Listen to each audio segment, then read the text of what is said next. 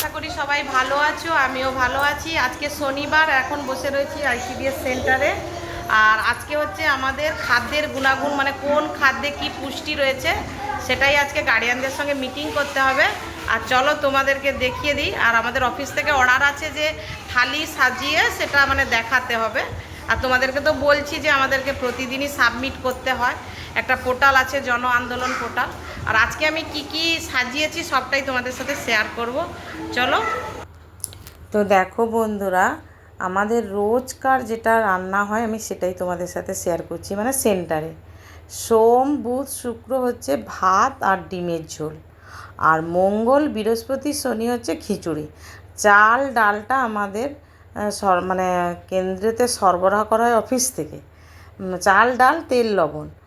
আর আমাদেরকে সারা মাসের যা সবজি লাগে আর হলুদ, এগুলো আমাদেরকে জ্বালানি সব নিজেদেরকে আগে পয়সা দিয়ে কিনতে হয়। আর তারপরে আমরা বিল করে যখন অফিসে জমা দিই, তারপরে আমাদের বিল দেওয়া হয়। সে অনেক ইতিহাস, আজকে আর আমি বলতে চাইছি না। এখনই আমরা মার্চ মাসের হাফ বিল পাইনি, মানে কি আর বলবো, থাক। এই জন্য বললাম না যে অনেক ইতিহাস আইসিডিএসের, সেই ইতিহাস আর তোমাদের সঙ্গে শেয়ার করলাম না। আর যেহেতু এখন থিম নিয়ে প্রত্যেক দিন থিম অনুযায়ী অ্যাক্টিভিটিস করাতে হচ্ছে, আর তাই জন্য দেখো আজকের থিমে আমি তোমাদেরকে তো প্রথমেই বললাম যে কোন সবজিতে কি গুণাগুণ রয়েছে সেটা যেন আমরা গার্ডিয়ানদের সঙ্গে মানে আলোচনা করি বা তাদেরকে বোঝাই। তো এই যে সজনে শাক রয়েছে, শুশনি শাক, শাকটা তো প্রতিদিন জরুরি। আর আমাদেরকে একটা বলা হয় যে আমাদের মানে খিচুড়িতে যেন সেই সবজি দেওয়া হয় আমাদের যে জাতীয় পতাকার যে কালার রয়েছে, মানে সবুজ আর গেরুয়া সাদা। তো সাদা তো অলরেডি ভাতটা হচ্ছে। আর গেরুয়া বলতে আমরা কখনো কুমড়ো দিচ্ছি, কখনো হয়তো গাজর দিচ্ছি। আর সবুজ যে কোনো সবজি, বরবটি, পেঁপে, হ্যাঁ, শাকও দেওয়া যায়, নোটে শাক। তো যাই হোক, এইটা হচ্ছে বিষয়। আর আমি একটু আজকে তোমাদেরকে সেন্টারে কী করলাম সেটা শেয়ার করলাম। তারপরে আমরা বাড়ি চলে এলাম। আর আমি এসে যেহেতু মা বাবা রয়েছে, আমি একটু ওখানে বলি দেখা করি, তাই মায়ের ওখানে গেলাম। আর দেখি একটা পার্সেল এসছে, তা আমি বললাম যে আমাকে এখানেই দিয়ে যেতে, তো দিয়েও গেল। আমার বর নিয়ে এসছে পার্সেলটা।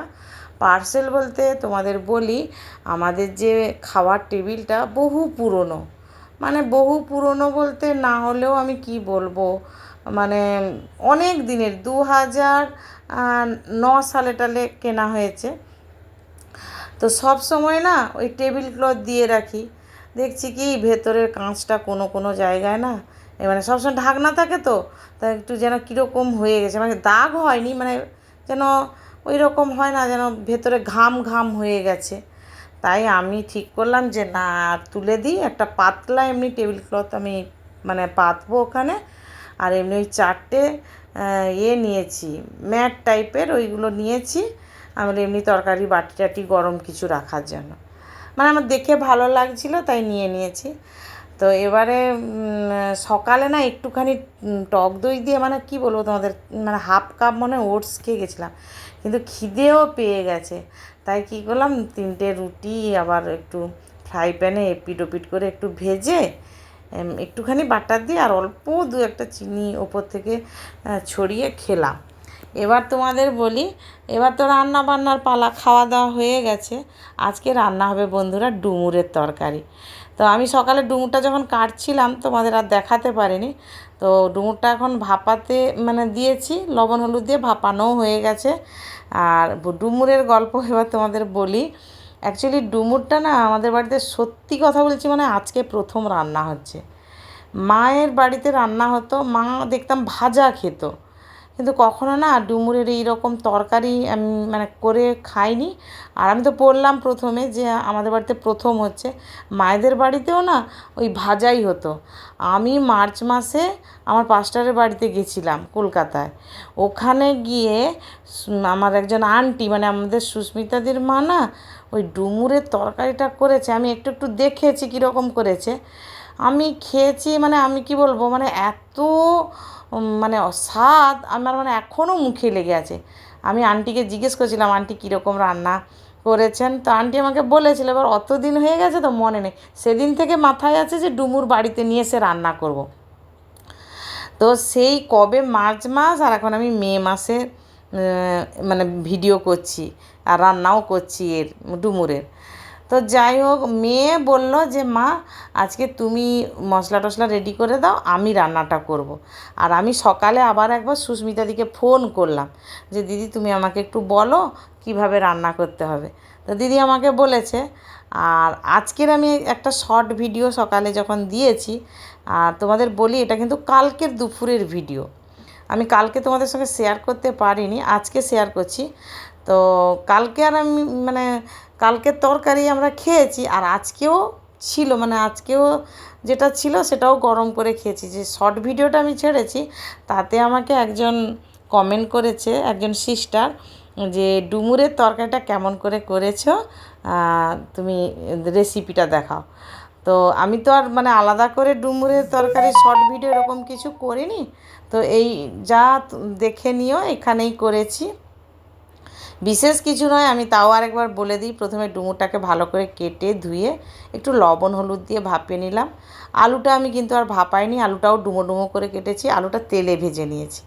তারপরে কড়াইয়ের মধ্যে কিন্তু গোটা গরম মশলা থাতো করে জিরে তেজপাতা ফোড়ন, যদি শুকনো লঙ্কা দিতে চাও দিতে পারো, দিয়ে ভালো করে নেড়ে চেড়ে পেঁয়াজ কুচি অনেকটা পরিমাণটা একটু বেশি দিতে হবে, পেঁয়াজ কুচিটা ভালো করে ভেজে নিয়ে তারপরে কিন্তু আদা বাটা আর হচ্ছে লঙ্কা গুঁড়ো হলুদ গুঁড়ো, যে যেরকমভাবে তোমরা ঝাল খেতে ঝাল খাও সেইভাবেই দেবে। আমরা যেমন একটু ঝাল খাই তাই একটু বেশি পরিমাণে লঙ্কা গুঁড়ো দিয়েছি। দিয়ে তারপরে কিন্তু আলুটা ডুমুরটা দিয়ে ভালো করে বেশ কিছুটা সময় ধরে গ্যাসটা কমিয়ে কষাতে হবে। ভালো করে কষানো হয়ে গেলে, যেহেতু চচ্চড়ি হবে তাই বেশি জল আর দেওয়া যাবে না, অল্প জল দিয়ে ঢেকে দিতে হবে। আর নামানোর আগে একটুখানি মিষ্টি ব্যালেন্সের জন্য অল্প একটুখানি চিনি ছড়িয়ে দিতে হবে, হয়ে যাবে খুব মানে খুব সুন্দর। তোমরা একবার ট্রাই করেও দেখবে যে হ্যাঁ বলেছিলাম। তো যাই হোক, ফাইনালি মেয়ে এখন রান্না করছে, রান্না করে ঘেমে টেমে দিয়ে বলছে মা বাকিটা তুমি করে নাও। আমি বলছি ঠিক আছে। আমারও খারাপ লাগছে ওকে দেখে, এমন ঘেমে গেছে, কিন্তু আমি ওকে বললাম যে দেখ আমার তাহলে রোজ দিন কত কষ্ট হয়, মানে আমি সেন্টার থেকে এসে রান্না বান্না সব কিছু করি। তা মিথ্যে কথা বলবো না, ও আমাকে হেল্প করে, আমার বর তো আমাকে 100% হেল্প করে, একার পক্ষে কোনো দিন সম্ভবও নয়। তো যাই হোক, আজকের আর বিশেষ কিছু রান্না নয়, শাক ভাজা আর এই ডুমুরের তরকারি। হ্যাঁ, আর এদিকে মা কিন্তু ফোন করে বলছিল যে আমাদের মাছ আছে পাঠাবো। আমি না বললাম যে না পাঠিও না, আজকে একটা নতুন রান্না করছি, তো ওটা দিয়েই খাওয়া দাওয়া হবে। তো দেখছি কি মনু রানী এসছে, আর আমাদের মনু রানীর বান্ধবী একজন দিদি হয়, পাশেই থাকে, ওদের বাড়িতেই ভাড়ায় থাকে। দেখছি ফলই মাছের মানে যেহেতু গরমের সময় আমার মা আবার ভীষণ টক খেতে ভালোবাসে, তো একটু টক ঝোল মতো মানে ঝোল করেছে, ঝোলের মধ্যে দুটো আমচুর দিয়ে দিয়েছে। তো ওরা আবার দুজন নিয়ে এসছে, তাই আমি বললাম তোরা তাহলে একটু বসে যা, আমার ডুমুরের তরকারিটাও হয়ে এসছে, তোদের হাতে দিয়ে দেবো, মা বাবা আছে সবাই তোরা খাবে। তো ফাইনালি তরকারি প্রায় হয়েছে, তোমরা দেখতেই পাচ্ছ জলটা শুকিয়ে গেছে। আর একটা কথা বলতে ভুলে গেছি, চিনিটা যখন দিয়েছি তোমাদেরকে আর মানে দেখাতে পারলাম না, ভিডিও করতে মনে নেই। তো যাই হোক, গরমে রান্নাঘরে তো থাকতে পারছি না, এমনই অবস্থা। তো আমি আরও জলটাকে শুকিয়ে নিচ্ছি যে একেবারে শুকনো শুকনো হয়ে যায়। তো আন্টির রান্নাটা সত্যি মানে এখনও আমার মুখে লেগে আছে। হয় না, সবার হাত তো সমান নয়, হয়তো অতটা সুন্দর হবে কি না জানি না, তো ভালো হবে দেখেও বোঝা যাচ্ছে। তো দেখো প্রায় হয়েও এসছে। আর একটা কথা তোমাদের সঙ্গে শেয়ার করি, আমি কিন্তু গরম খাবারটা খেতে ভালোবাসি, মানে আমি ঠান্ডা হয়ে গেলে আমার যতই খিদে লাগুক, ঠান্ডা হয়ে গেলে আমি একদম খেতে পারি না। তো এদেরকে তরকারি দিয়ে দিলাম, ওরা চলে যাচ্ছে।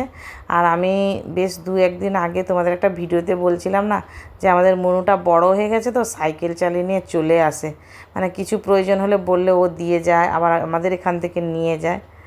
রান্না বান্না কমপ্লিট, আর আমার আর মেয়ের খাওয়াও কমপ্লিট।